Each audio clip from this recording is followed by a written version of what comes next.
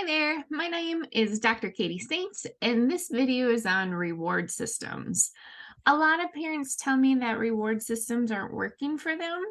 And so I want to go through these rules and analyze if we're breaking some of these rules. And that's why some of these reward systems have not been as effective. So the research shows that following these rules is going to be really important if we want our reward systems to be motivating and actually change behavior. So as I go through these rules, analyze if in the past maybe you've broken some of these and that could be part of why they weren't effective. So let's dive in. The first one is the target behavior has to be defined. So, a lot of times we tell our children, if you're good, I'll give you ice cream.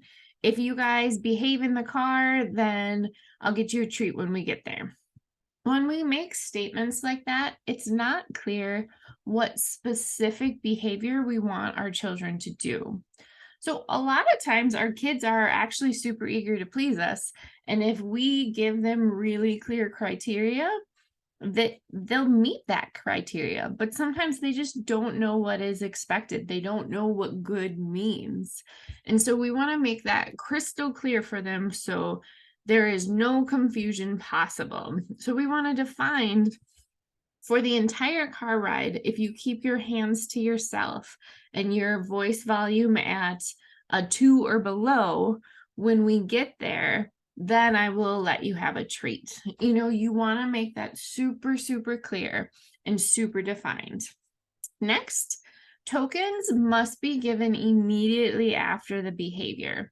So when you're using a reward system where your child is earning points, sometimes people use cotton balls, marbles, some sort of token to represent the points. Those need to be given immediately. The research shows the more delayed the feedback is, the less effective it is. So if a child did something 3 hours ago, and then at the end of, say, a therapy shift, then they're earning the tokens or the rewards like, hey, in the beginning of a shift, you did this, this, and this. But 3 hours went by, that's going to be less effective than if they did it and then immediately they got the token. So we want that to be fast. The longer the delay, the less effective it is. Next, the child must have no access to the reward unless they've earned it. So this can be tricky because sometimes we use like electronics, for example, and it can be hard to completely eliminate electronic access unless they've earned it. But the problem is a child is going to be unlikely to work for something that they get for free. We need the reward to be motivating in order for it to compete with the problem behavior. So we need to find something that we can control access to keep that motivation high. Next, the child must know what they're turning their tokens in for. So sometimes we have kids earning these cotton balls or these marbles, and they're like, sweet, I have 25 points. But they don't even know what they're working for. They don't know if it's something they care about or if it's motivating. That's going to be less effective for behavior change. So we want to make it super clear, and we don't want to count on the child to remember what they're earning. It's our job to remind them and prep them, like especially if it's right before an at-risk time where their problem behaviors commonly happened in the past. Remind them, say, hey, remember you're working towards a extreme air outing. And at this event, if you are respectful to the teacher, if you follow directions and you stay in your seat, that's going to help you earn the points you need in order to get that outing. So remind them before the event so it's fresh in their mind so they haven't forgotten about it, especially if you're dealing with a child that has attention deficit delays.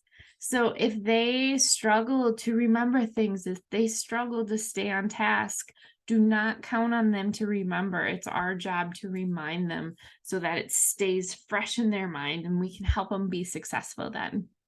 Next, Every person participating needs to give tokens for the same reason. So if you're using a reward system and grandma and dad and mom all do it differently, that's going to confuse the child. That's going to lower the motivation. So we need to get everybody on the same page, giving tokens for the same reason, same rules for everyone. Next, when and how the tokens are cashed in needs to be consistent and clear. The other thing too is you don't want the child to have so many tokens. I have a few kids on my caseload that just love to hoard the tokens.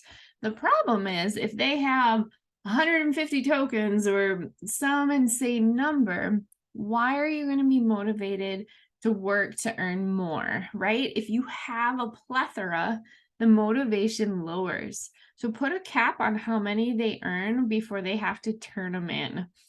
Also, make sure that the delay for when they turn them in isn't too long. Some of our kids can't wait a week for a reward or they'll lose motivation. Some of our kids need it that day. Some of our kids need it after every activity. So you need to analyze your child's behavior and watch where their motivation starts to decrease.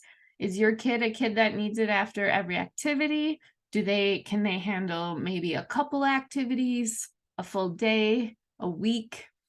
For any child, I wouldn't recommend going much longer than a week without a reward.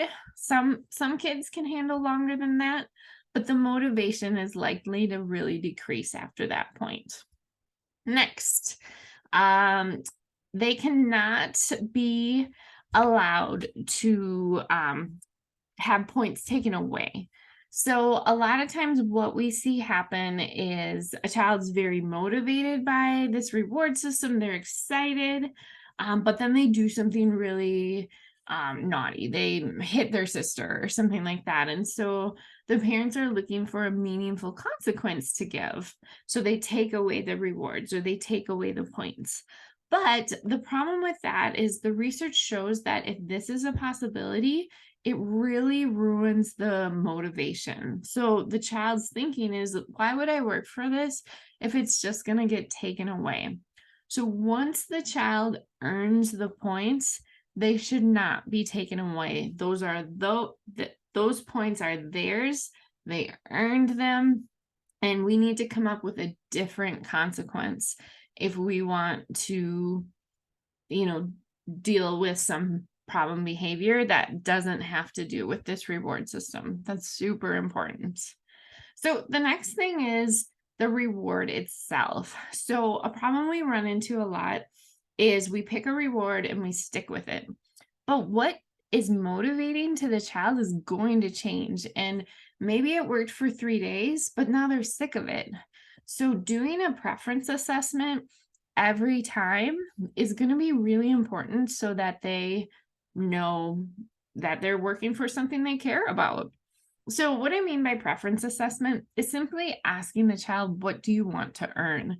Sometimes we have like menus of rewards where we have like 10 options or something like that that they can work for and earn, and we let them choose. Because if you only have one reward, it is very likely that it's going to lose its value, and then the child's not going to want to work for it. So that is super, super important. So the next common question I get from parents about reward systems is, I really don't want my child to be dependent on earning a reward. So no worries if that is how you're feeling. So typically we use reward systems for behaviors that the child's really unmotivated to do. We've learned from analyzing their situation that on their own, they're just not motivated to do this behavior. They really struggle with it. So they need extra motivation. So we'd bring in a reward system to get that behavior established. And so once the child is doing that behavior consistently, then we start to fade out the reward system. We can fade it out by reducing the frequency of the reward. We can reduce the value of the reward, but then we also start to pair it with other things so we can transfer that motivation from external to internal. While we're giving those rewards all along, we're pointing out how it connects to their values and what they care about. Like, for example, hey, did you notice you played so nicely with the other kids that they were sharing toys, they were playing with you, they wanted you to be around. Like, didn't that feel good? So we want to constantly have those conversations with our kids, pointing it back to their values and what they care about so they can see how these good behaviors are helping them get what they want, that they're actually happier when they're engaging in these good behaviors. When they're misbehaving, we can validate their emotions and we can say, hey, like, you must have felt really awful when you were throwing things across the room. That must have felt horrible for you. Let's work on some strategies so that you don't have to feel that out of control. And so then once they work on those strategies and implement those strategies, didn't that feel a lot better? Aren't you so proud of yourself that even though you were really upset, you still had safe behaviors and you didn't hurt any of your relationships, you didn't break any of your toys. You should be so proud right now. Right? So we're having those conversations frequently to help turn it back to them. Another way that we can fade out reward systems is move away from objects or edible things to activities. That is just one way that they are less dependent than on a reward. So we move it to activities. We're constantly having those conversations, turning it back to their values. We're fading the frequency. And slowly but surely, they don't need the rewards. The behavior itself becomes reinforcing to them. So unconsciously, anytime a behavior gets a reward that the child likes, we are retraining their brain. We are conditioning that behavior to be paired with reinforcement. This doesn't happen consciously, it happens unconsciously to all of us. So if you have a long enough history of this behavior happens and good things happen immediately after it, our brains will be conditioned to like it. So if you do this reward system long enough and you fade it out systematically, you will pair that behavior with reinforcement. They will naturally like it. You will no longer need those external rewards. All right, guys, that is all I have for you on reward systems for today. So I hope this was helpful. Analyze with your team if there's any changes that you can make to make your reward system more effective, or if it's time to fade it out, brainstorm with your team on a plan on how to systematically do that. All right, thanks so much for listening.